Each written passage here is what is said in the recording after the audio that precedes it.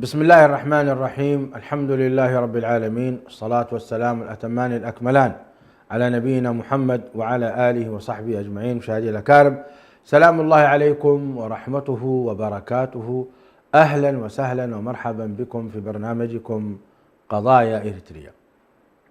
في هذه الحلقة سنتحدث عن قضية كبرى هي في كل بيت وفي كل أسرة وفي كل قبيلة، بل وفي كل أنحاء العالم، إنها قضية الطلاق، الفراق بين الزوجين. كلمة طلاق مؤلمة على النفس، والفراق دائما مؤلم، ولكن ربما يكون علاج لكثير من المشاكل والمصائب والبلايا. في هذه الحلقة سنتحدث لماذا شرع الله لنا الطلاق، لماذا سمحت الشريعة الإسلامية وهي التي تدعو إلى الألفة والمحبة وجمع الكلمة، لماذا شرعت الطلاق؟ لماذا كثر الطلاق في أوساط الإريتريين عامة، في أوساط الإريتريين خاصة، وفي أوساط جميع المسلمين عامة مع الأسف؟ وهل الشريعة تحبذ الطلاق؟ وما معنى قول القائل إن أبغض الحلال عند الله الطلاق؟ هل هو حديث؟ فإن كان حديثا فما حكمه؟ هل هو صحيح أم ضعيف؟ ماذا يقول العلماء فيه؟ ما الأصل في إباحة الطلاق للمسلمين؟ الأصل من الكتاب والسنة والإجماع. لماذا يحدث الطلاق في أوساط الجالية الإريترية في أوروبا وأمريكا وغيرها، ونسبة الطلاق فيها أكثر؟ لماذا كانت نسبة الطلاق في زمننا قديما، في زمن آبائنا وأمهاتنا، قليلا؟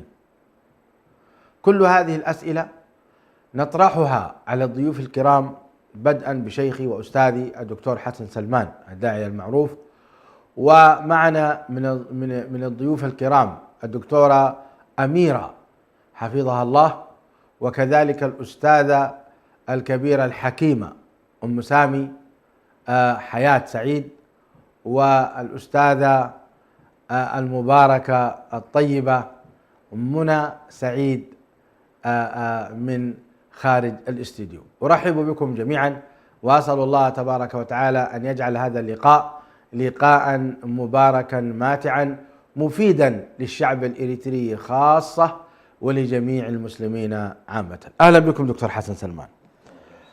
التعريف بكلمة الطلاق لغة واصطلاحا. الحمد لله رب العالمين، والصلاة والسلام على رسول الله الأمين وعلى آله وصحبه أجمعين. أما بعد، الطلاق باختصار، يعني بعيدا عن التعريفات اللغوية والاصطلاحية، هو إنهاء حالة العقد الشرعي بين الرجل والمرأة بطريقة صحيحة ومشروعة. هذه تسمى طلاق. كما أن الزواج هو حالة اللقاء الشرعي من خلال عقد صحيح وبشروط وضوابط معينة، فإن فك الارتباط أو الخروج عن دائرة هذا العقد وتسريح المرأة بالمعروف أو بالإحسان، فإن ذلك هو ما يسمى في الشريعة الإسلامية بالطلاق. فالطلاق هو الإرسال، هو التسريح، هو فك الارتباط ما بين الزوجين. مشروعيته من الكتاب والسنة يا شيخ حسن، هل هو مشروع في كتاب الله عز وجل، وما هي الأدلة على ذلك؟ طبعا الأدلة كثيرة، يعني باختصار شديد. يعني نعم، أحسنت. أدلة كثيرة في كتاب الله، ربما أكثر، أو هنالك سورة كاملة اسمها سورة الطلاق، ونظمت تقريبا موضوع الطلاق. يا أيها النبي إذا سبحان الله، سورة كاملة اسمها سورة الطلاق، وهذا يدلك على أهمية أنها. ولذلك سبحان الله، من أفضل من تناول سورة الطلاق الشهيد سيد قطب عليه رحمة الله، تناولها من منظور مختلف يكاد عن كثير من المفسرين. بالله عليك سيد قطب، كيف أن الطلاق لا ينظر إليه كما ينظر إليه الآن في سياقاتنا للأسف الشديد المعاصرة. في نفس الوقت هذه السورة التي تكررت، التي فصلت في موضوع الطلاق وسميت بسورة الطلاق، أكثر سورة أيضا وردت فيها قضية التقوى. فالطلاق له علاقة أيضا كبيرة جدا عند إجراءاته وعند الافتراق، أيضا مراعاة تقوى الله سبحانه وتعالى. وبالتالي هذه السورة: من يتق الله يجعل له مخرجا ومن يتق الله يجعل له من أمره يسرا ومن يتق الله. ستلاحظ أن الآيات تتخلل على آيات التقوى، تتخلل موضوع سورة الطلاق. أيضا هنالك مجموعة مقاطع يعني تقريبا في سورة البقرة، والبقرة طبعا هي منهاج الإسلام، يعني السورة التي اشتملت على معظم ما يمكن أن نسميه بأحكام الإسلام في سورة البقرة. اشتملت على أحكام الجهاد وأحكام الصلاة وأحكام الإيمان وأحكام أهل الكتاب إلى غير ذلك. من ضمنها أيضا سورة عجيبة، سورة عجيبة جدا تناولت أيضا هذه موضوع الطلاق بصورة مفصلة. الطلاق مرتان، فإمساك بمعروف أو تسريح بإحسان، ثم بعد ذلك ترتيبات الطلاق، ترتيبات المتعة إلى غير ذلك. كل ذلك على كل تناولته آيات الكتاب العزيز. أيضا أحاديث النبي صلى الله عليه وسلم ثبت فيها أيضا موضوع الطلاق، وواقع الصحابة رضوان الله عليهم، وطريقة تعامل النبي صلى الله عليه وسلم سواء إقرارا أو تصويبا أو قولا أو فعلا. كل ذلك على كل ما يدل على أن موضوع الطلاق نستطيع أن نقول عالجته الشريعة الإسلامية. الآن بعيدا عن مشروعية، هي عالجته الشريعة الإسلامية وتعاملت معه كواقع موجود، بما أن العلاقات الإنسانية ليست كلها علاقات تراضي. يمكن أن تكون علاقات تراضي ويمكن أن تكون علاقات غير متراضية الأطراف، وبالتالي نظمت الشريعة حالات التراضي في كل علاقات العقود، بيعا وشراء وكذا. تجد مثلا بين البائع والمشتري تنظم علاقات البيع والشراء، ثم تنظم علاقات أخرى قد تكون هنالك خصومات في نفس البيع والشراء وكذا، والتسليم وعدم التسليم إلى غير ذلك. هل والله حصل غش، هل حصل كذا، هل حصل تلبيس، هل حصل غرر بالبائع والمشتري. فتلاحظ أن عقود البيع والشراء فيها ما ينظم العلاقة وطريقة استمرارها وانتقال البضائع. نفس الشيء بالنسبة للعلاقات الإنسانية فيما يتعلق بعقد الزواج، الذي هو تلاقي بين رجل وامرأة على عقد معين يتيح لكلا الطرفين مقصود معين. هذا المقصود فيه حفظ الفروج، فيه استمرار النسل البشري، فيه قضاء الأوطار إلى غير ذلك من المقاصد. فتنظم الشريعة الإسلامية حالات الاستمرار في هذا العقد. ثم أيضا تفترض، وهذه مواقعية الشريعة، تفترض أن هذه العلاقة قد تتعرض لما ينقض مقصودها، أو لما لا يؤدي إلى المقصود، أو لما يقلب المقصود تماما. بدل أن تكون علاقات مودة ورحمة وإنجاب وتناسل ورحمة وتربية أطفال وكذا، تتحول إلى إيه؟ إلى عداوة وخصومة وبغضاء. ففي هذه الحالة فلا بد تنظم الشريعة هذا. وبالتالي خلاصة الموضوع، الله سبحانه وتعالى العالم بنفسية هذا المخلوق الذي خلقه سواء كان رجلا أو امرأة، يعرف أن النفسيات متقلبة، النفسيات أحيانا. طيب باختصار، لماذا شرع الله الطلاق؟ شرع الله الطلاق من هذه الزاوية، أن الشريعة الإسلامية تحدد للعقود مقاصد، فإذا كان والله حقق هذه المقاصد لم تتحقق فيحصل الانفصال. يرتب لك طريقة الانفصال، يرتب لك طريقة الانفصال. الطلاق في النصرانية، وبالتالي الطلاق في حقيقته دفع مفسدة. الطلاق في حقيقته لدفع المفاسد المترتبة عن استمرار علاقة غير صحيحة في داخل عقد الزواج. كلام جميل يا شيخ حسن. الطلاق في أصله دفع مفسدة. نعم. يا سلام. طيب يا شيخ حسن، أنا سأقرأ عليك الآيات التي ذكرت الطلاق، وأتيح لك أن تعلق في كل آية بنصف دقيقة. قال الله تعالى: وإذا طلقتم النساء فبلغن أجلهن فأمسكوهن بمعروف أو سرحوهن بمعروف ولا تمسكوهن ضرارا لتعتدوا ومن يفعل ذلك فقد ظلم نفسه ولا تتخذوا آيات الله هزوا واذكروا نعمة الله عليكم وما أنزل عليكم من الكتاب والحكمة يعظكم به واتقوا الله واعلموا أن الله بكل شيء عليم. الله أكبر. هذه باختصار حتى لا نطيل فيها هي تعالج مشكلة الإضرار في الطلاق. بعض الناس تجده يطلق ثم يرجع ثم يطلق ثم يحبس المرأة. نعم. ولكنه عندما يعيدها إليه لا يعطيها حقوقها المشروعة، فيكون المقصود من طلاقه هو الإضرار بالمرأة. فالله تبارك وتعالى في هذه الآية حدد طريقته، إما أنك والله تمسكها بمعروف أو أنك تسرحها بإحسان، ولا تمسكوهن ضرارا لتعتدوا. هذه كانت على كل في الجاهلية موجودة، ويبدو لي أيضا في زماننا هذا موجود أيضا. بعض الناس يحبس النساء من باب الإضرار بهن، تجد أنه والله هو محتاج إليها في تربية الأولاد أو محتاج، فتجده هو قد يتزوج. نعم، وقد رأينا شيخنا نعم. من يحبس المرأة 20 سنة. نعم، ولا يريد أن يطلق، ولا يعطيها حقها، ولا ينفق عليها، ولا تبات معه، هو نعم. في بلد وهي في بلد. نعم، هذا وقد يكون تزوج زوجة أخرى وأنجب، نعم. وكون عائلة وهي بعيدة عنه 20. وقفت على هذه الحالة. نعم نعم. و20 سنة وهي معلقة. نعم. هل هذا يجوز؟ لا يجوز هذا بلا شك، قولا واحدا لا يجوز أبدا. وهو يعتبر الآية أنه ظلم نفسه. نعم. كما قال تعالى: ومن يفعل ذلك فقد ظلم نفسه. أيوه، أضر بزوجه. ثم قال الله عز وجل: اتقوا الله واعلموا أن الله بكل شيء عليم. الآية الثانية. نعم. قال الله تعالى: وإذا طلقتم النساء فبلغن أجلهن فلا تعضلوهن أن ينكحن أزواجهن إذا تراضوا بينهم بالمعروف، ذلك يوعظ به من كان منكم يؤمن بالله واليوم الآخر، ذلكم أزكى لكم وأطهر والله يعلم وأنتم لا تعلمون. أحسنت. هذه ترتب الآن طرف آخر، سبحان الله، الطرف الخارجي اللي هو أولياء الأمور. نعم. شخص عنده بنت هو ولي عليها وكذا، فتكون هذه المرأة عندها الرغبة في أن تعود إلى زوجها، وإذا بالأولياء يمارسون عليها إيه؟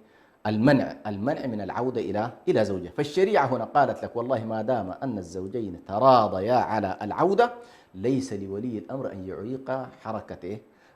الانتقال إلى زوجها. فهذا نوع من العدل، والعدل من حق المرأة أن ترفع إلى القضاء وتزيل هذا الأمر. نعم. وهذه نزلت في إحدى الصحابة، كان قد أقسم نعم. على أن لا يعيد إلى، وقال له: يا لكع بن لكع، نعم. لا أعيدها عليك بعد أن نعم. فلعب. فنزلت هذه الآية فقال: سمعنا وأطعنا. نعم، نوع من طغيان نعم. الأولياء، نوع نعم. من طغيان أو ما يسمى بالتعسف في استخدام الحق. سنتم. أنت أعطاك الله ولاية، هذه الولاية يجب أن تستخدمها لمصلحة من ولاك الله أمرك. فإذا هي أرادت أن تعود فليس لك الحق أن تمنع، وهذا قليل في هذا الزمن. نعم. قال الله تعالى: وإذا طلقتم النساء وإن طلقتموهن من قبل أن تمسوهن وقد فرضتم لهن فريضة فنصف ما قبلها عفوا أنا ذهبت بعيدا. لا جناح عليكم إن طلقتم النساء ما لم تمسوهن أو تفرضوا لهن فريضة ومتعوهن على الموسع قدره. هذه مهمة شيخ حسن. نعم. ومتعوهن على الموسع قدره وعلى المقتر قدره متاعا بالمعروف حقا على المحسنين. نعم. هي على كل تتكلم عن قضية الطلاق قبل الدخول. يحصل أحيانا يكون هنالك ارتباط ويحصل عقد بين الطرفين ويتفق الطرفان على المهر، ولكن بعد ذلك يحصل الطلاق. فهنا طبعا تترتب مجموعة أحكام. الجزئية الأولى أن المرأة هنا لا عدة عليها طبيعة الحال. الأمر الثاني لها نصف المهر جبرا لخاطرها. وأيضا موضوع تتكلم الآية كذلك عن المتعة. سبحان الله، يعني الشريعة تعمل على جبر الخواطر. قالوا المرأة عندما تطلق يحصل لها كسر لخاطرها. نعم. فأنت وجهتك الشريعة في هذه اللحظة كما أنك عند البداية أعطيتها المهر. هذا غير معقول به ترى يا شيخ حسن. نعم، هذه واحدة من الإشكالات في المجتمع، وسوف تتداخل معنا الأختان إن شاء الله. نعم. نسمع ذلك. هذا غير معمول به. صحيح. يطلق ويرفسها وتذهب إلى بيت أهلها وهي مكسورة ولا يسأل عنها أصلا. نعم. مع الأسف الشريعة طبعا في أحكام تفصيلية كثيرة جدا. هنالك موضوع النفقة، موضوع السكنة، لكن هنالك موضوع المتعة، هذا منفصل تماما عن سكناها، منفصل عن إنفاقها، كذا منفصل عن، يعني يعطيها شوية قرشين، يعطيها شوية ذهب. نعم. يعطيها شوية حاجة. ومتعوهن على الموسع قدره، على الموسع نعم. قدره. يعني لو كان ثريا نعم يعطي مما آتاه الله. ممكن أن يمتعها بسيارة فارهة، ممكن يمتعها ببيت، يشتري لها بيت، يشتري لها بيت، يعطيها ما يجعلها مثلا تستمر في حياتها بشكل جيد يعني. الله. نعم.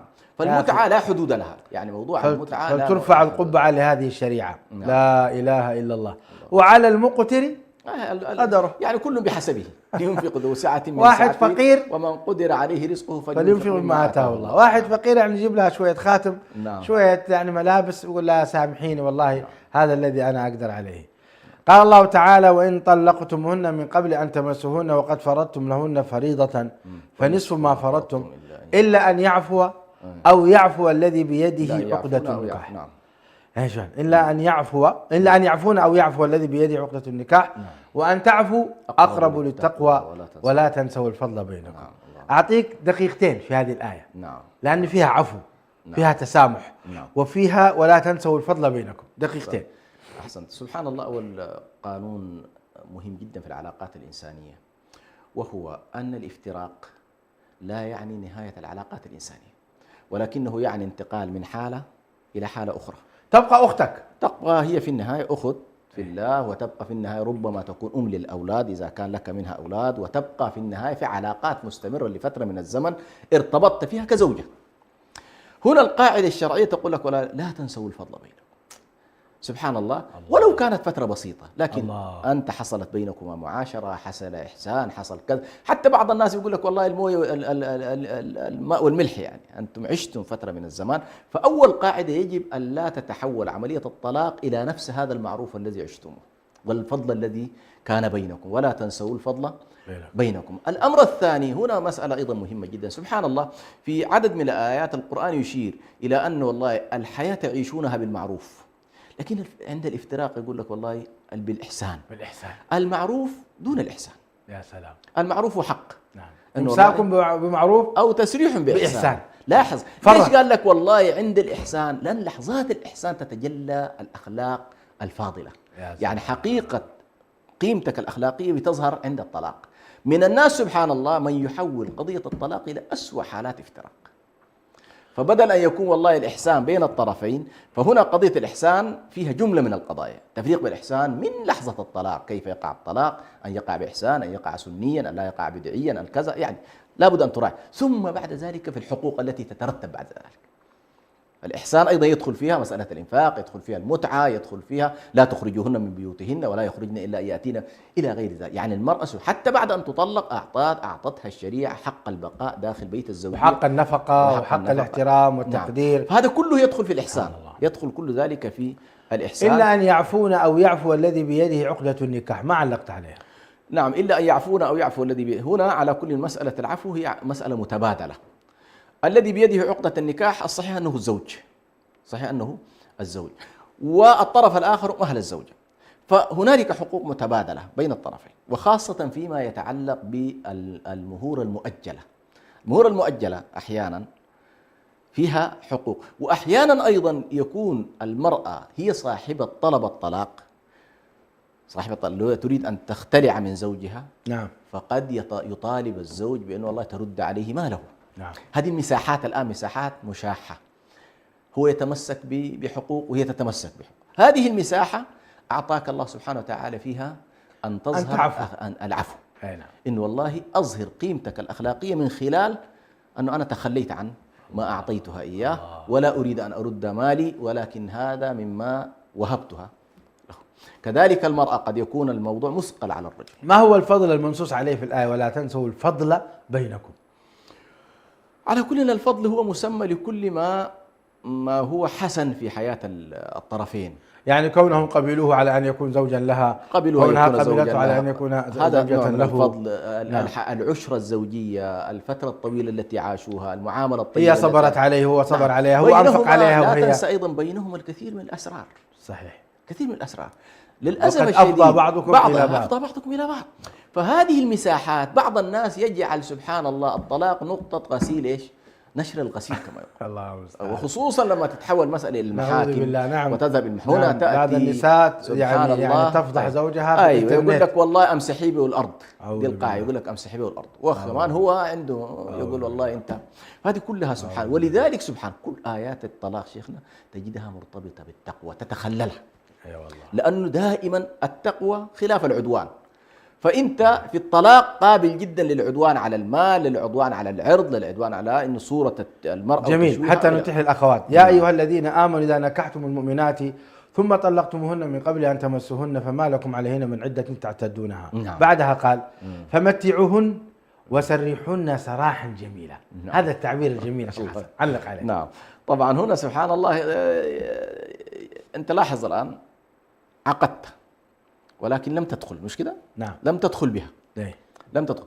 هنا النقطة الأولى التي تسقط بعدم الدخول أنه لا عدة، لأن العدة المقصود منها استبراء الرحم. نعم صحيح. فهنا لا تطالبها أنت باللناء، لأنه العدة هي حبس، نوع من أنواع جميل. الحبس. فأول شيء ليس لك أن تحبسها للعدة، هذه أسقطها الله سبحانه وتعالى. نعم. الأمر الثاني التزم بأمرين. متعها. هذه المتعة يبدو لي والله أعلم هنا زائدة عن حقها في المهر الذي هو نصف.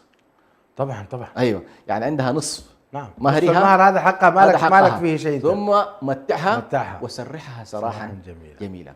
شوف سبحان الله، من السراح الجميل والله أعلم أنك لا تخرجها من بيت الزوجية إلى أن ترتب أوضاعها مثلا. نعم. وقد الفقهاء حددوا على كل المدة التي يمكن أن تمكثها المرأة في بيت الزوجية. وفي كل القرآن سبحان الله لا تكاد موضوع البيوت تحديدا في القرآن الكريم ينسب إلى النساء ولا ينسب إلى الرجال.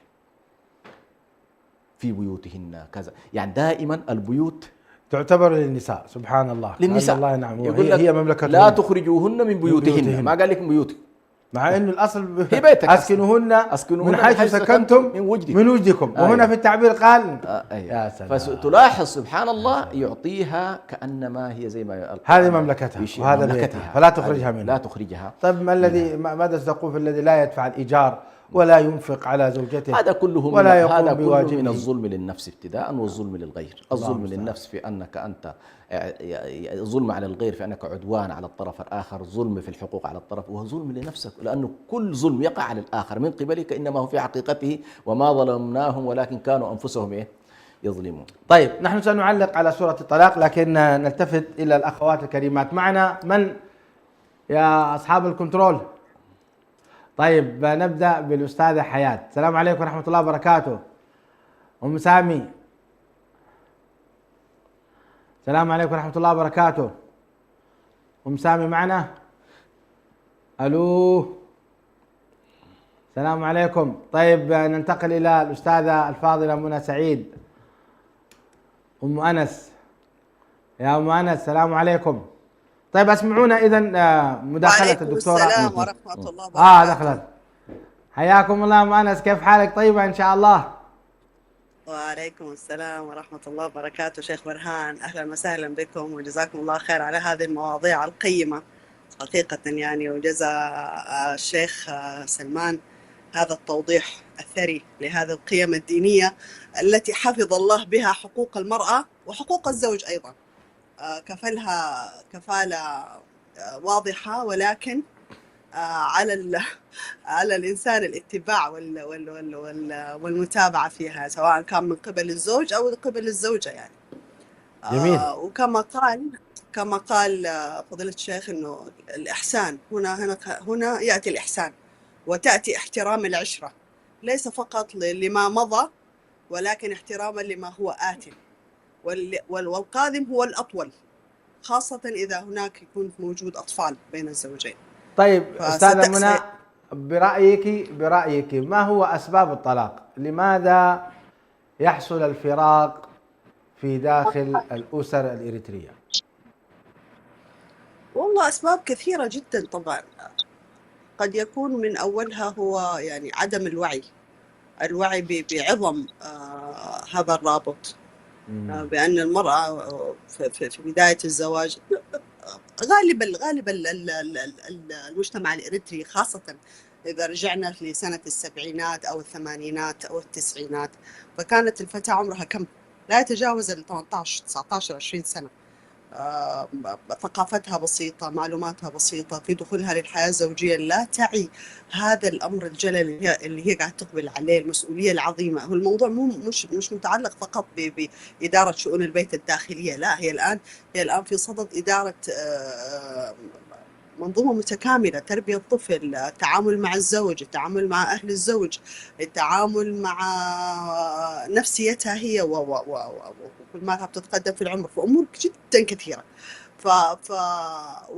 ونفس الشيء في الشاب نفسه، يعني عدم وجود ثقافة كاملة لهذه الحياة، حقوق ما يعرف حقوق زوجته، حقوق أبنائه، وأمور كثيرة. مؤخرا أصبح الطلاق الآن إذا الآن في سنة خلينا نقول 23 22 فيما أرى قد يكون ظروف حياتية.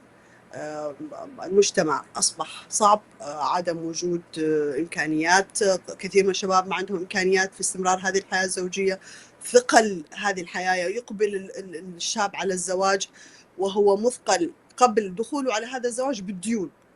فتستمر الحياة ويكون فيها مشاحنات. الفتاة تدخل هذه الحياة الزوجية تكون مرتبطة بأعمال، فيجب عليها هنا كمان أنها هي ترتبط بهذا الزوج، أنه هي تسهم. فأصبح في تجاذب كثير، المشاكل كثيرة، وكل حالة طلاق تجد أسبابها مختلفة تماما عن الحالات الثانية، ما تلاقيها شبه بعض يعني. ولكن إذا أنا يعني حركز، من استمر الآن فهو استمر الحمد لله، يعني ما زال يعيش. ولكن من افترق، بما إنه اليوم إحنا بنتكلم عن حالات الطلاق والتفكك الأسري، هنا تأتي الأخلاق، التربية. وين الأم ربت ابنها، كيف يعاشر هذه الزوجة وكيف يفصل عنها. وين البنت اليوم عاشت مع زوجها وهي حافظة لأسراره ولبيته وجوانب هذا البيت، واليوم تنفصل، لا ما تفك تفك هذا اللجام على الزوج وتخرج الأسرار، وتراعي أنها يوم ما سيقف هذا الطفل أو الطفلة التي تربيهم الآن بعيدا عن هذا الأب ليقول لها كنت أنت السبب، أو كان لك هذا التصرف يوما ما تجاه أبي. ونفس الشيء الأب، ونفس الشيء الأب. اليوم اللي احنا نرى الطلاق يحصل وتطلق مع انهاء هذه العلاقة الزوجية، تنتهي مسؤوليات الزوج، لا يصرف على الأولاد ولا يسأل عن الأولاد ولا تربية الأولاد. وفي بعض الحالات وإن يصرف هذا المبلغ هو اللي أنا مسؤول فيه عنه، أوصله لهذه الزوجة وانتهى الموضوع. ولكن ما بعد ذلك التربية، تواصل، الله المستعان، نفسية الله هذا المستعان. الأبناء، ونفس طيب الشيء لماذا للزوجة اليوم عموما.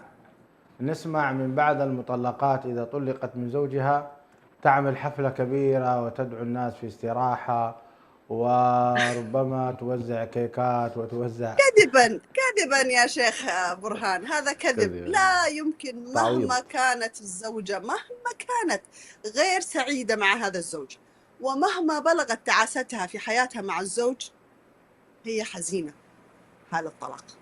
عندما تفترق ففي حزن عميق، وإن غطته بالشموع وبالحفلات هذا كذب.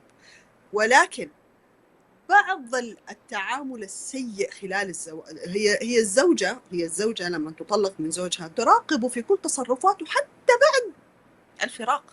افترقت عن هذا الزوج، كيف فارقها؟ هل احترم حقوقها؟ هل راعى أنها معها أطفال؟ هل أقلقوا أنه هي وين حتعيش، كيف حتعيش؟ هل راعى أنه والله أنا ما أبغى أولادي ينقصهم شيء اليوم، ما أبغى زوجتي اللي كانت في عصمتي وكانت تحت ولايتي أنها اليوم ترمى في الشارع هكذا من غير ولي، من غير ما يكون أحد ينتبه لأمورها.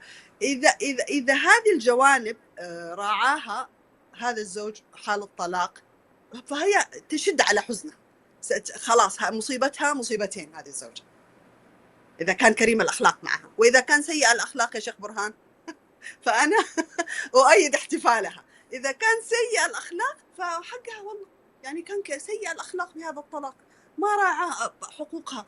يا أخي بعض الرجال لا يتركون الزوجة كما أمر الله أنها تعتد في بيتها، يا أخي لا يعطيها حتى أقل القليل. يعني في حالات الطلاق ما يعطيها أقل القليل عفشها، عفش بيتها، أغراضها البسيطة اللي هي ما تسوى شيء.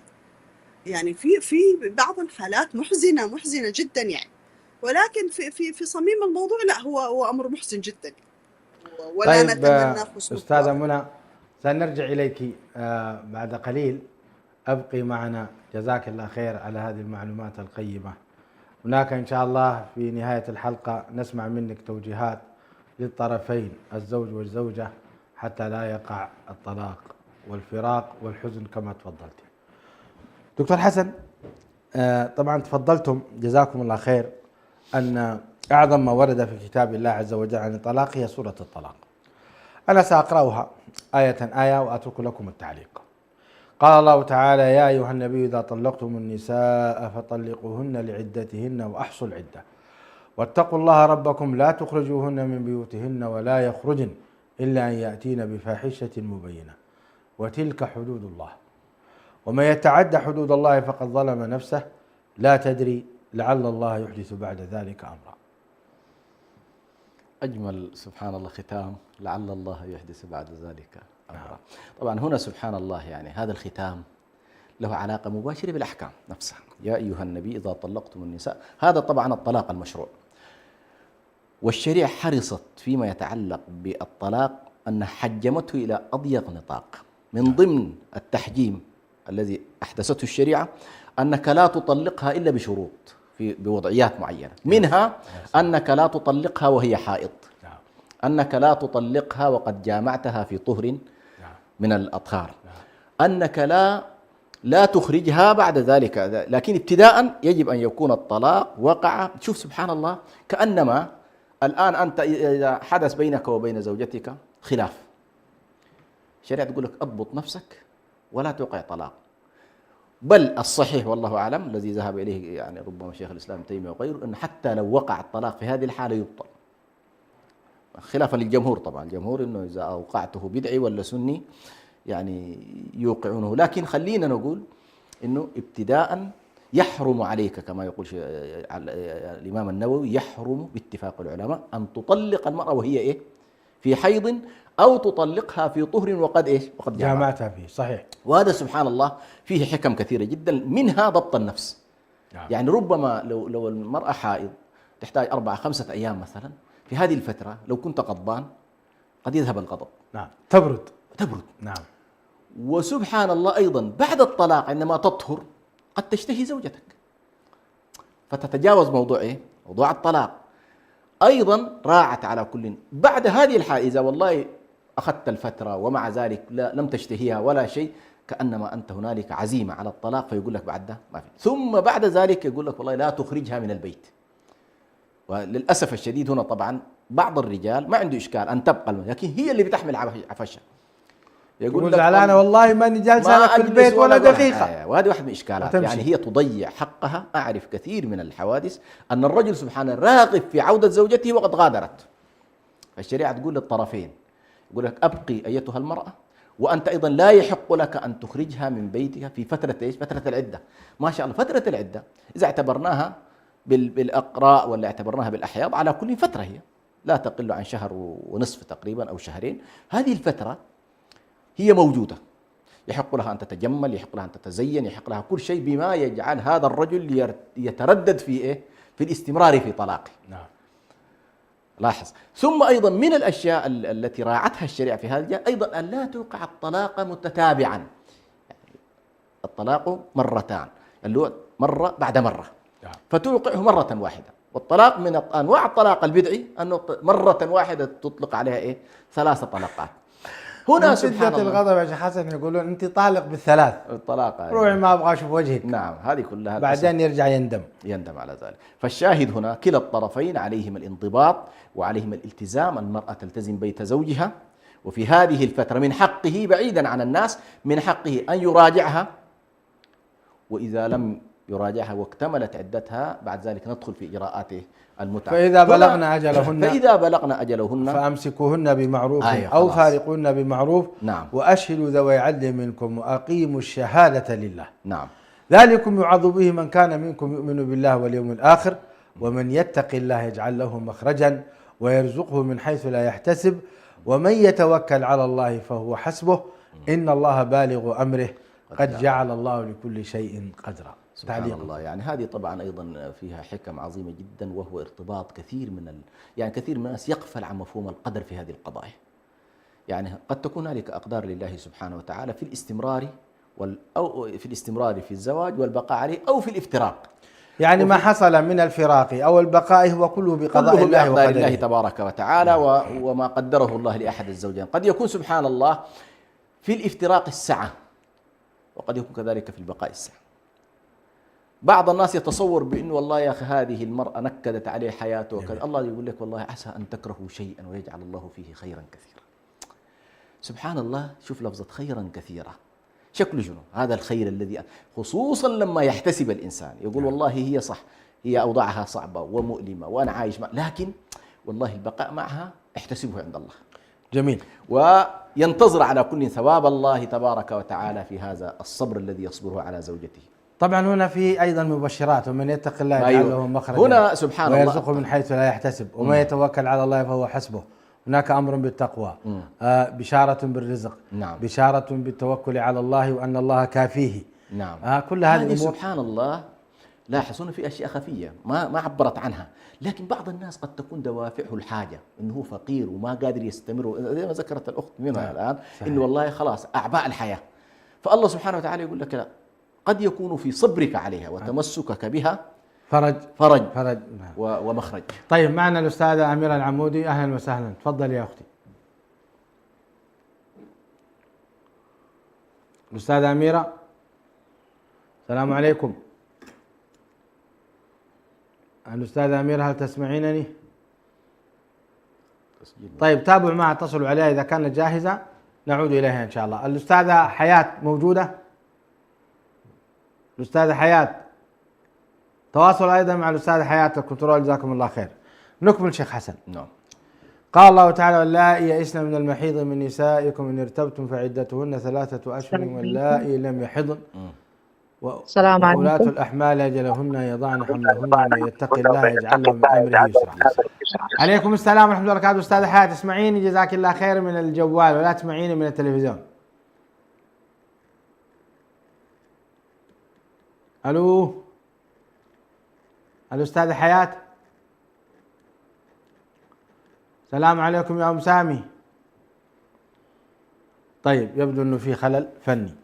هذه الآية الكريمة أيضا يا شيخ حسن ختمت: ومن يتق الله يجعل له من أمره يسرا. الله، ذلك أمر الله أنزله إليكم، ومن يتق الله يكفر عنه سيئاته ويعظم له أجرا. نجد التقوى هنا تكررت 3-4 مرات سبحان تقريبا. الله. هي أكبر القضايا التي تحتاج إلى التقوى قضايا الحقوق، وخاصة المفاصلات. لذلك الله سبحانه وتعالى يقول: وهو يقص الحق، والله يقص الحق وهو خير الفاصلين. يعني الذي يفصل في هذه القضايا هو الله سبحانه وتعالى. هنا الآيات على كل نظمت أنواع المطلقات، فهنالك المطلقات ذوات الأقراء لا يحضن، هذه عدتهن بالأقراء سواء كانت حيضا أو طهرا. نعم. النوع الثاني اللائي يئسن من المحيض، انقطع عنها الحيض نهائي. أيوة، فهذه عدته. واللائي لم يحضن يعني سواء كنا صغارا لم يبدأنا في الحيض أو كبار انتهى منهن الحيض، هؤلاء عدتهن 3 أشهر. نعم. وأولاة الأحمال أجلهن أن يضعن حملهن. لاحظ الآن خلاص نظمت لك أشكال الطلاق وأنواع الطلاق في 4 أشكال. الشكل الأول أو الصورة الأولى هو ذوات الأقراء، الشكل الثاني اللائي يئسن من المحيض أو اللائي لم يحضن بعد، هذه 3. الرابعة أولاة الأحمال أجلهن أن يضعن حملهن. إذا كانت المرأة حامل فعدتها تستمر إلى وضع أحسن الله إليكم. سأعود إليك. أستاذة حياة موجودة؟ السلام عليكم. السلام عليكم. الأستاذة أميرة العمودي موجودة؟ السلام عليكم. ألو. السلام عليكم. عليكم السلام ورحمة الله وبركاته. أهلا وسهلا أستاذة أميرة، تفضلي تعليقكم على هذه الحلقة، وماذا يعني رأيكم، لماذا شرع الله الطلاق ولماذا كثر الطلاق في هذه الفترة؟ رأيك أختي الكريمة. بارك الله فيكم. يعني الأسباب طبعا زي ما ذكر الضيوف قبل أنه هي كثيرة، ولكن إذا ركزنا على موضوع الطلاق أو ما بعد الطلاق يكون هناك عون، سواء كان من أهل الزوج أو أهل الزوجة، وإن كانوا عونا بخير وربما لجهل هذا الزوج وإن وصل الطلاق إلى آخره فهو جهل من أحد الطرفين وبعيدا عن النصيب والقضاء والقدر، ويكون هناك مسببات، ولكن يبدأ العون من الأهل. الآن عندما يقدم الشاب على الزواج يكون الأهل عون وسند له، وفي حال الطلاق نشاهد كثير من الحالات أنه يتخلى الجميع عن المسؤولية. يكون الجميع نعم، ويكون الجميع متخلي عن المسؤولية، وكل طرف يحايد إلى طرفه سواء كان على حق أم على باطل. الله المستعان. والأغلب وإن كانوا يعلمون أنه طرفهم على باطل يكونوا مؤيدين أو صامتين عن الحق. الله وهذه المستعان. هذه مصيبة عظيمة عظيمة، صحيح. يضيع فيها أطفال وتضيع فيها أسر، والسبب الرئيسي يعود إلى السكوت عن الحق. وإن كان ولدي مخطئ أو بنتي مخطئة، الآن في أسرة وفي أطفال وفي دمار، في يعني عوائل وليس عائلة. الآن ينشأ الأولاد ويكبرون في أولاد بعيد عن الأمهات، بعيد عن الآلات، بعيد عن صلة الرحم وعن أهمية صلة الرحم، متفككين، ويعود السبب الرئيسي للمشاحنات في فترة الطلاق. الله المستعان. صحيح. وحق واقع لكل زوجة يعني يقع عليها ظلم، أو زوج يقع عليه الظلم، أن يكون له موقف. يعني مو كل الناس سواسية تستطيع أن هي تسامح. صحيح. في ناس يقع عليها الظلم لا تستطيع الغفران ولا تستطيع، وهو مقدرة من رب العالمين وليس واجب علينا، ولكن هو مقدرة. إن قدرنا عفونا وصافحنا، وإن لم نستطع فتكال على الله. المجتمع على الأقل ولكن ينصفنا، على الأقل المجتمع على ينصفنا. نعم صحيح كلامك. على الأقل لا ننتظر إنصاف من أحد، ولكن قول الحق. ما هو قول الإنصاف؟ الحق قول الآن الحق هو لما الإنصاف. قول الحق هو الإنسان. نعم. لو قيل الحق لما يعني، ولذلك يلزم الناس التقوى حتى فيما يتعلق بالأقارب، سواء كان من الطرفين يلزمهم التقوى صحيح. ومخافة الله وأن يقولوا كلمة الحق. نعم صحيح. صحيح. واصلي. أنا إن رأيت أحد الأطراف مخطئ، ولكن يعني هذه دم وصلة لا بد منها. يعني ما ينفع ينشأ أحد من الأطفال أنه أنت ما عندك أهل، أو أنسى أهلك ما هم موجودين في الحياة، ويترتب عليه بر الرحم وأجر عظيم وصلة صحيح. رحم برب العالمين قبل الأشخاص نفسهم. يعني لو استوعبوا بس فقرة أنه قد إيش الرحم هذه صلة عظيمة، وقد إيش أنه هي مرتبطة برب العالمين، ممكن كثير كمان من حالات الطلاق تخف. طيب برأيك أستاذة أميرة، ما هو الحل؟ يعني أنت الآن نكأتي جرحا مهما، وهو سكوت الأهل حين الطلاق. يعني إذا جاء الشاب يتزوج يساعده الجميع، أما إذا جاء يطلق فالكل يقف مع جانبه. برأيك ما هو الحل وما هي نصيحتك أستاذة أميرة؟ النصيحة هي تقوى الله.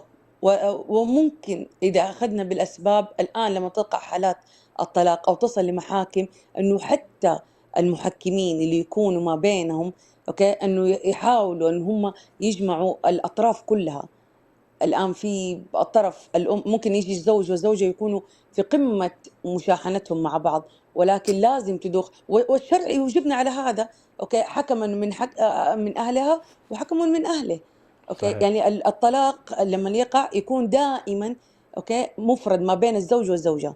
أحضروا الزوج والزوجة أوكي لمحكمة لأي كان، أو يسمعوا من طرف واحد ويقع الطلاق وانتهى الموضوع. ولكن ما نادر ما صاروا يرجعوا إلى موضوع أنه أحضروا. مو لازم يصير صلح أوكي، ولكن يجلسوا الطرفين، أقلها لما تنقفل الصفحة هذه تقفل على خير.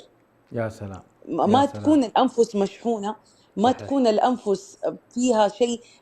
الأمور لما تعلق أوكي من غير حل تترك مدى الحياة وهي معلقة.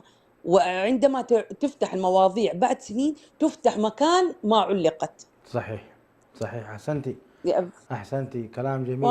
نسأل كلام الله جميل فعلا. العون يا رب للجميع اي والله، والتوفيق. شكرا لك يا استاذه اميره على هذه المداخله الطيبه، جزاك الله خير وبارك الله فيك. شيخ حسن، تعليقكم على الاستاذه اميره، حقيقه كلام جميل. نعم جزاهم الله خير. يعني في ما يتعلق بالموضوع الأسباب، نضيف إلى الأسباب العامة اللي هي قضية الجهل وعدم الوعي وكذا وضغوط الحياة.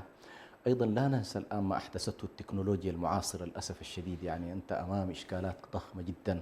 صحيح.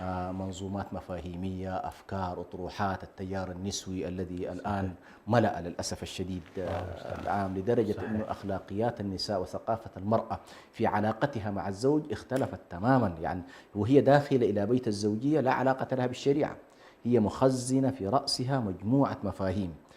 لا تعترف بالقوامة، لا تعترف بالطاعة، لا تعترف بأن يكون هذا الرجل قوام على بيته. فهنالك إشكالات. أول خلينا نقول أيضا الواقع المعاصر نفسه والمنظومة المفاهيمية الغربية خاصة التي اجتاحت الآن البيوت، دخلنا في مشكلات كبيرة جدا.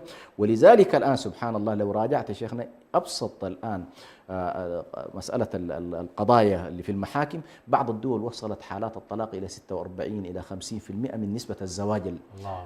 بعض الدول يعني الآن في عالمنا العرب. فأنت أمام إشكالات كبيرة جدا فعلا. أيضا من الأسباب الكبيرة اللي مؤثرة الآن في قضايا الزواج خروج المرأة عن زوجها للعمل، احتكاكها في العمل بكثير من الناس والانفتاح معهم دون الانضباط فتنشأ للأسف الشديد كثير من العلاقات غير المشروعة، وبالتالي تنعكس هذه أيضا على موضوع العلاقة مع زوجها في بيتها. فعلى كل بالنسبة للأسباب في إشكال. بالنسبة لموضوع دور الأهل، هذه مسألة جزاها الله خير الأستاذة نبهت إلى موضوع مهم جدا، وهو مما أيضا جعلته الشريعة واحد من ضوابط وكوابح أنه لا يحصل الافتراق، أنه أتاحت الفرصة أيضا للأولياء. وهذه مسألة طبعا يهمنا جدا أن ننبه إلى أهمية وجود الأولياء من الزواج ابتداء، لأنه كثير من الأخوات لا يلتفتن أثناء اللقاء إلى أهمية الولي، وعندما يقع الإشكال تبدأ هنا تظهر أهمية أهمية الولي. يعني المرأة عندما تأخذها من أهلها وأوليائها تختلف عن المرأة التي لم تأخذها إلا من المحاكم، ذهبت إلى المحاكم صحيح. وأخذتها. فهذه أيضا لاحظ الآن كيف ظهرت مهمة الأولياء في أنه والله في دور لهم، وهو أن يصلحوا بين الطرفين. يأتي حكم من هؤلاء قبل المحاكم وحكم ويستمعوا إلى الطرفين، ثم هؤلاء حكمهم سبحان الله ملزم. يعني واحدة من الأسباب التي يقع بها الطلاق أن يحكم هؤلاء بالطلاق. يعني هم خلاص إذا وصلوا إلى قناعة أن والله الطرفين لا يمكن أن يحصل بينهم الاستمرار، قد يحكموا بإيه؟ بالطلاق.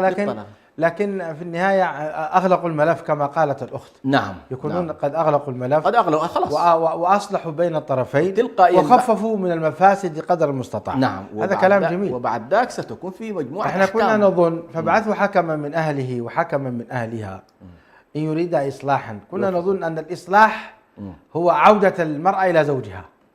الإصلاح أهم. الإصلاح أهم بطبيعة الحال. الإصلاح يعني أهم. الإصلاح أهم. يعني أحيانا قد تكون طبيعة المشكلة تتطلب إنه والله في الفراق. لكن مع وجود مع وجود إنه كل طرف يلتزم ما عليه من ويحترم الآخر. يحترم الآخر. ويثبت له الأخوة الإيمانية والإسلامية. نعم. ولذلك قال ويثبت له القرابة والرحم كما ذكرت الأخت. نعم. أما أن نقطع صح. خلاص حصل طلاق فيحصل انقطاع تام. نعم. فهذا مما لا يرضي الله. من الجهل هذا. طيب نستمع إلى مداخلة الأستاذة أميرة. أستاذة أميرة عبد القادر تفضلي. بسم الله والحمد لله والصلاة والسلام على أشرف خلق الله سيدنا محمد وعلى آله وصحبه أجمعين. السلام عليكم ورحمة الله تعالى وبركاته. أولا أتقدم بوافر الشكر والتقدير للأخوة في إدارة قناة السلام، وخاصة إدارة برنامج قضايا إريتريا، شيخنا الفاضل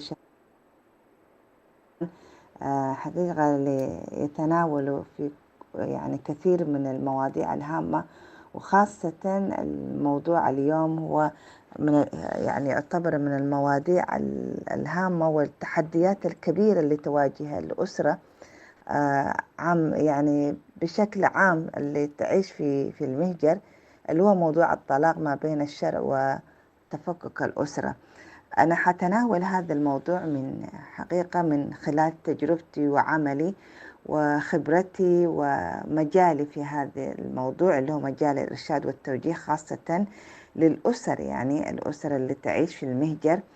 وحألخص أسباب هذا التفكك في عدة نقاط، وهي أسباب حقيقة يعني يمكن أنا استخلصتها من واقع من خلال جمع المعلومات، خبرة عملية، زي ما يعني نقول إنه هي عملية يعني معلومات عن طريق المسح والملاحظة والمقابلات. أول هذه الأسباب أرى إنه اختلاف الثقافات ما بين الزوجين، اللي هم خاصة الشباب الآن، الجيل الحالي اللي هو اختلاف ثقافات ما بين الأزواج. وعايشت حالات كثيرة، مثال على ذلك يكون الابن يعني مولود في دولة أجنبية غربية، الدول الأوروبية، والبنت شابة اللي هي الزوجة أتت من ثقافة عربية أو بعض الدول، فسبحان الله يتم هذا الزواج يمكن برغبة الوالدين، إن الأم أو الأب عايز إنه ابنه يتزوج بنت خاله بنت عمته، يعني من الأسرة، ويتم الزواج، لكن لم يدعو سبحان الله يعني ما ينتج عنه من هذه الاختلافات تؤثر في العلاقات ما بين الزوجين. وهذه كانت واحدة من الأسباب الكبيرة جدا، واللي بسببها حدث كثير من التفكك الأسري والطلاق في بعض الأسر يعني. النقطة الثانية اللي هي من أسباب هذا الطلاق اللي هو سبب تفكك أسري، هو الدعم المادي من قبل الدولة أو الدول الغربية، الدول المهاجرة، وده اللي يسموه بالسنجل مام، يعني يكون يعني حدث إنه الزوج والزوجة يكون أمام القانون وأمام الدولة. وللأسف نحن كمسلمين ننهج هذا النهج، ونهج غير صحيح، يكون نكذب على الدولة اللي هي استضافتنا واللي أعطتنا جنسيتها، ولكن ما يكون الطلاق حقيقي ما بين الزوجين يعني، يظهر أمام القانون هم مطلقين وهكذا.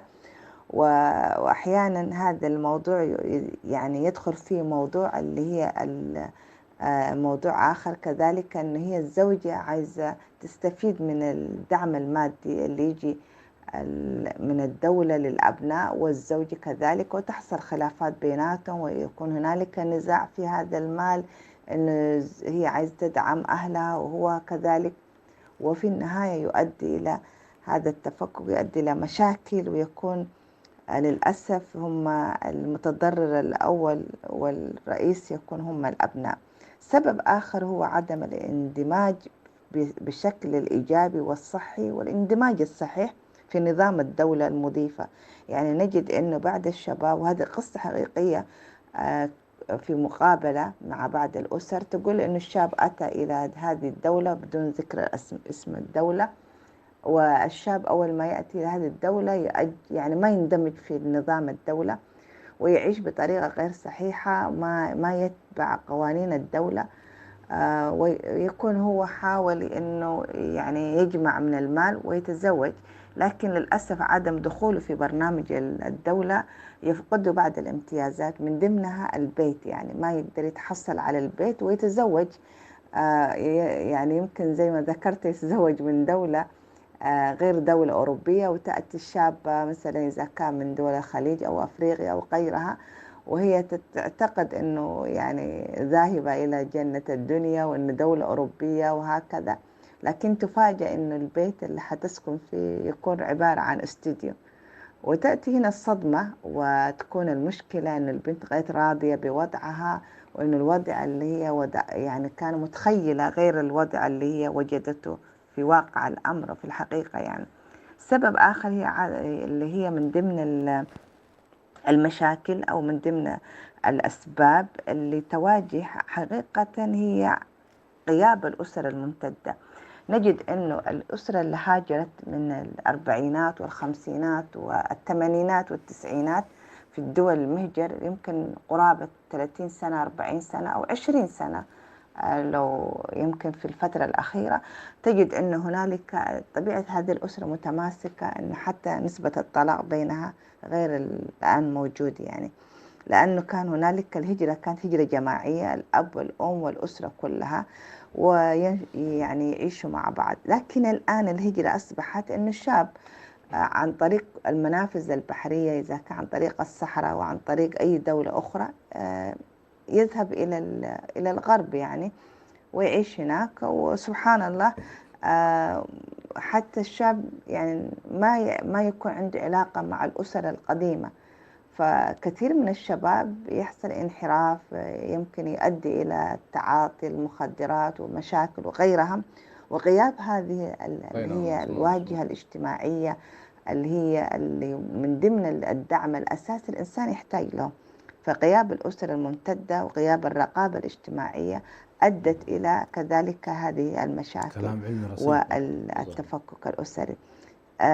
نقطة أخرى كذلك من الأسباب هي انشغال الزوج في العمل، يعني بتكون هذه يمكن تكون في بعض الدول الخليج أو بعض الدول الآسيوية، اللي يكون الزوج هو دائما مشغول بدوامين، يعني حتى يوفر متطلبات الأسرة الجانب المادي، لكن يكون في على حساب الأسرة. يعني للأسف أنا يعني يمكن كثير من الحالات اللي عايشتها يكون الزوج غير متوازن، ويكون همه بس إنه كيف يحافظ على وجود هذه الوظيفة، وإنه يضمن استمرارية العقد في هذه المؤسسة أيا كانت المؤسسة، وبالتالي يكون على حساب حياة أبنائه وعلى حساب علاقاته الأسرية. وأنا عايشت حالات إنه بعد الطالبات اللي كنت أتعامل معهم تقول لي أنا مثلا ما عايزة أدرس حتى ما يكون يعني أكون يعني نفس قضية يعني أبي إنه أكون مشغولة على أسرتي، وبالتالي أصبح لدرجة إنه أبنائنا يعني أصبحت يعني ما عندهم رغبة في التعليم بسبب إن أبهاتهم مشغولين عنهم.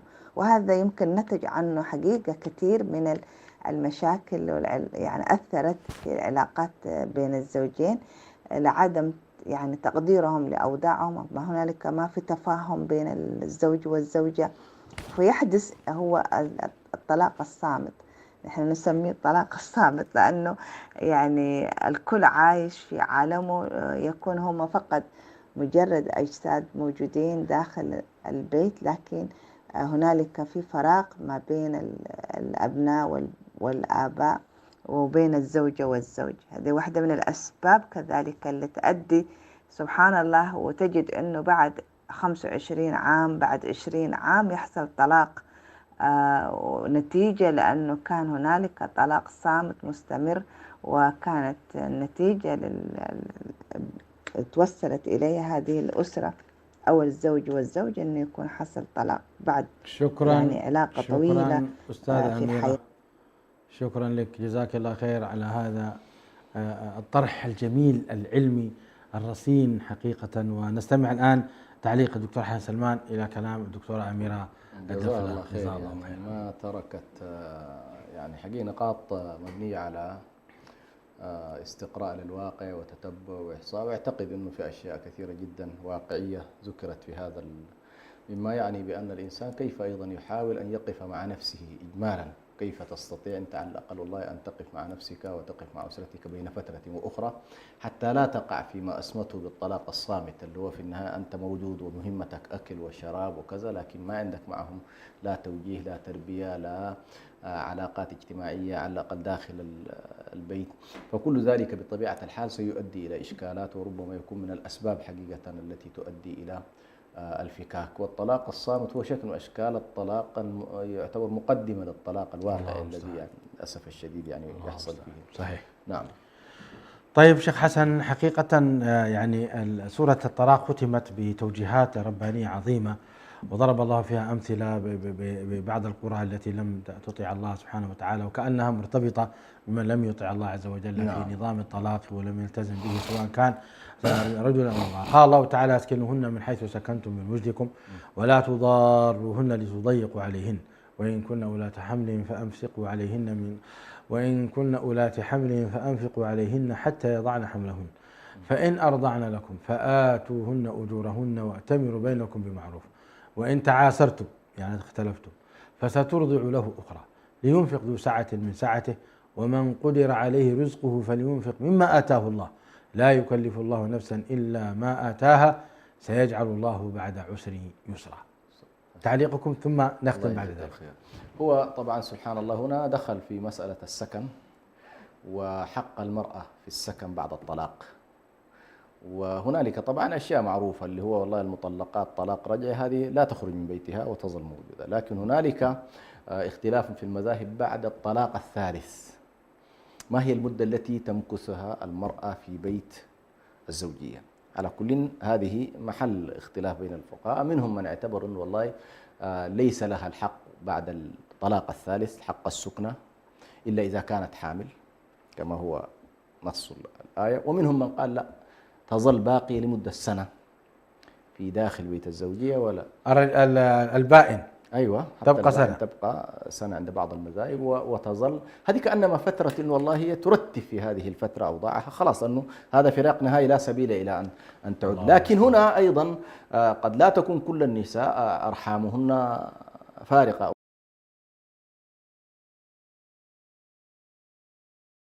فهنا رتبت كذلك إذا كان وإن كن أولات حمل فأنفقوا عليهن حتى يضعن حملهن. جميل. طيب فهنا أنت يجب عليك أن تنفق على الحامل، ثم يجب عليك أن تعطيها أجرتها على إرضاعها لولدها. فإذا حصل تعثر ما بين الطرفين ولم يتم الاتفاق على أنها هي تريد أن ترضع وما يجب أن سترضع له أخرى، فأنت تأتي بالمرضعة. لكن هذا كان قديما، الآن نعم. الحصول على أخرى على كل هي قضية مربية، هي يبدو لها هكذا، يعني ستلزمك المربية التي يعني يلزمه نفقات أكبر. نعم. نعم. طيب قال الله تعالى بعد هذه الآيات كلها والتوجيهات حول الطلاق والوصية بالتقوى ووصية بالتوكل على الله، قال: وكأي من قرية عتت عن أمر ربها ورسله فحاسبناها حسابا شديدا وعذبناها عذابا نكرا فذاقت وبال أمرها وكان عاقبة أمرها خسرا أعد الله لهم عذابا شديدا فاتقوا الله يا أولي الألباب الذين آمنوا قد أنزل الله إليكم ذكرا رسولا يتلو عليكم آيات الله مبينات ليخرج الذين آمنوا وعملوا الصالحات من الظلمات إلى النور ومن يؤمن بالله ويعمل صالحا يدخله جنات تجري من تحتها الأنهار خالدين فيها أبدا قد أحسن الله له رزقا. ما علاقة، ما الرابط بين هذه الآيات وآيات الطلاق؟ ما علاقة هذه الآيات التي فيها وعيد شديد على تلك القرية التي لم تلتزم بأوامر الله وتلك الآيات التي تدل على الأمر هنا النقطة المركزية التي ركزت فيها آيات من البداية، لاحظ أنها هي قضية الالتزام بالحدود والحقوق. متى ما التزمت المجتمعات الحقوق والتزمت الحدود فإن ذلك يجعلها في منجاة من عذاب الله، سواء كان العذاب الدنيوي أو كان العذاب الأخروي. وهنا سبحان الله في نوع من أنواع العذاب الخفي جدا وهو العذاب المجتمعي. لاحظوا مباشر: وكأي من قرية عتت عن أمر ربك، كأنما يمكن للطلاق أن يتحول إلى ظاهرة اجتماعية تتفكك. ما هو حاصل الآن. أحسنت. ولذلك هنا يخرج بك من دائرة الحالة الفردية بين رجل وامرأة إلى الحالة الجماعية. لما نتكلم عن مجتمع فيه والله 50% حالات طلاق، 50%، يعني أنا راجعت الإحصاءات المتأخرة 2020-22 أن والله من نسبة الزواج في السنة أن يكون نسبة الطلاق 50%، هذه كارثة.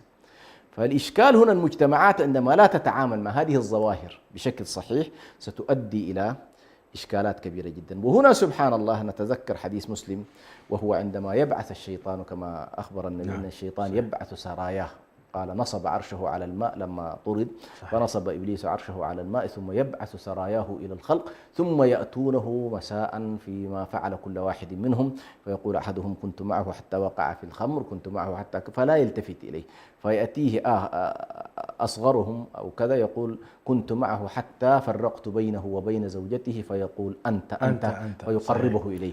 هنا طبعا سبحان الله كأنما كثير من تحلل المجتمع وتفككه يبدأ من هنا، خاصة عندما لا نراعي الحقوق والحدود في الطلاق، من التزام، من سكن، من رعاية الأبناء، من الالتزام بالمصالح. وهذا ما أشارت إليه الأستاذة أميرة العمودي. نعم. وكأن هنا الآن تشير أيضا أن قضية الطلاق ليست قضية خاصة وإنما هي قضية عامة، لأن الله تعالى هنا يقول: فحاسبناها، أي على القرية. أي نعم. بصفة جميلة. نعم. فحاسبناها حسابا شديدا وعذبناها عذابا نكرا. نعم. أي المجتمع يعني. نعم. فذاقت وبال أمرها وكان عاقبة أمرها خسرة. نعم. وبالفعل المجتمعات اليوم في خسارة، للأسف، في فقدان، في تقطع، في تفسخ كامل، تفسخ كامل، وتفسخ كامل، نسأل الله العافية والسلامة. أعد الله لهم عذابا شديدا، وهذا الذي نحن نراه اليوم. نعم.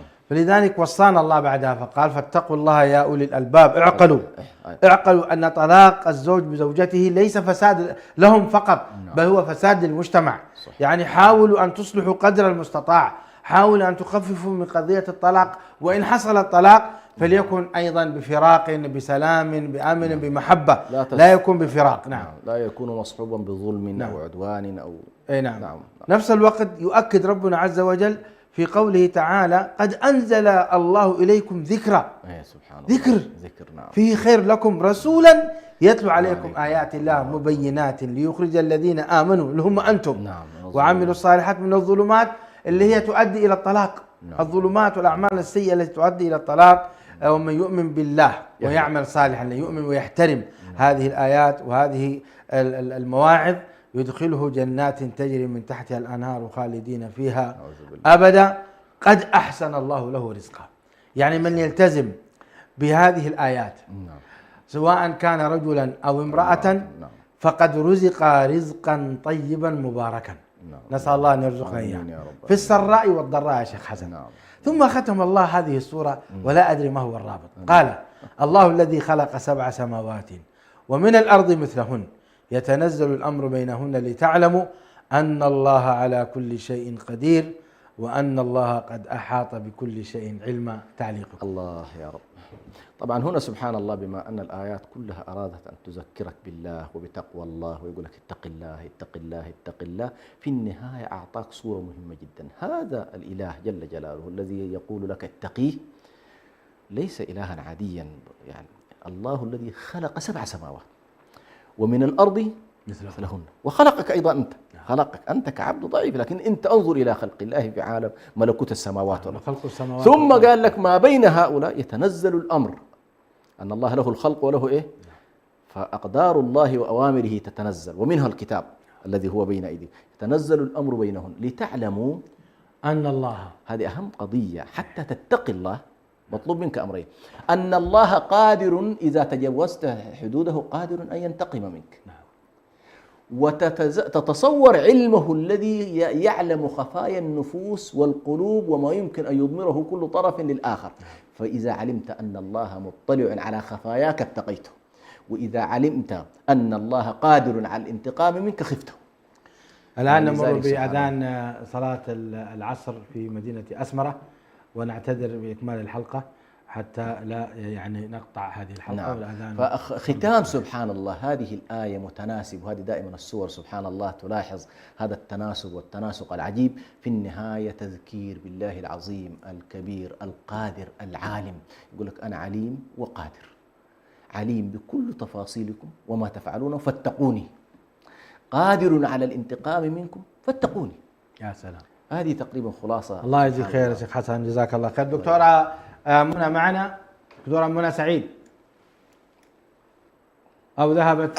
معك شيخ برهان. نعم. طيب، نريد بس في دقيقة واحدة نصيحة للزوجين حتى لا يحصل الطلاق، وأيضا للمطلقات والمطلقين ماذا تقولين، ونختم الحلقة إن شاء الله. في نصيحتي هي أول شيء طبعا كان محور نقاشنا كاملا هو تقوى الله. إذا وضعت المرأة والرجل نصب عينهم الله سبحانه وتعالى في كل خطوة، حال الزواج وحال الطلاق، لم تجد هذه المشاكل تحدث، أو على الأقل ستكون آثارها جدا خفيفة، ليس بهذا الحجم ولا بهذا المقدار. والنصيحة الثانية اللي أحب أقولها دائما، النهايات الجميلة أو ختام الزواج أو حالات الطلاق، أنا أرى أن دور الزوج أكبر هنا من دور المرأة. المرأة بطبيعتها عاطفية، قد تهدم هذه الحياة، أو قد مثلا يكون انفعالها أو حديثها غير موزون، ولكن دائما دور الرجل هنا كبير جدا، يكون له حق المسؤولية في الحفاظ على استمرارية هذا الزواج، وحق حفاظ مسيرة هذا بعد الطلاق، الحياة اللي راح يعيش فيها ابنه أو بنته أو طفله، أو إذا حتى لو لم يكن في أطفال. النهاية أنا أشوف دور الزوج فيها جدا على الطلاق، حتى إن رغب في الطلاق لا بأس أن يرغب في الطلاق. جزاكم الله خير على هذا البرنامج. أستاذ دكتور حسن سلمان، استمتع جدا في تحليلك للآيات القرآنية، بارك الله فيك، جزاكم الله خير. ونرى حلقة أخرى إن شاء الله مستمرة ومتابعة لهذه ما بعد الطلاق.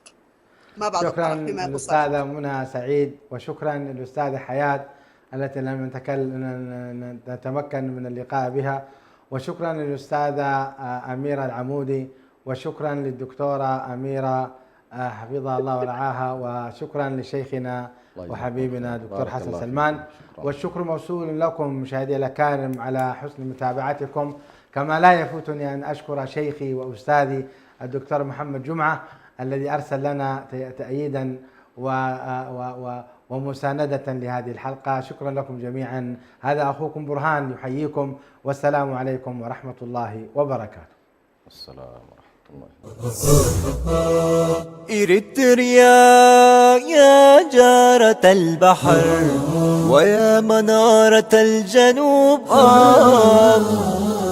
إريتريا